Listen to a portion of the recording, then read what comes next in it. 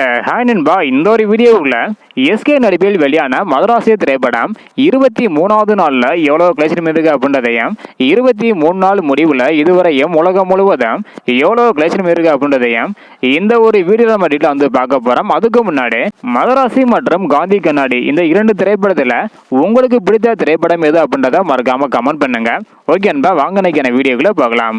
Okay நண்பா, முதலாவதாக 23வது நாளில் வந்து பார்த்தீங்கன்னா அட்வான்ஸ் புக்கிங் மூலம் மட்டுமே 32 லட்சம் வரையும் கலெக்ஷன் பண்ணியிருந்தது மதராசி திரைப்படம். அது மட்டும் இல்லாம 9492 டிக்கெட் வந்து ரிட்டர்ன் ஆகியிருந்தது. இதன் மூலம் 23வது நாளில் மட்டும் 18 லட்சம் வரையும் கலெக்ஷன் பண்ணியிருக்குது.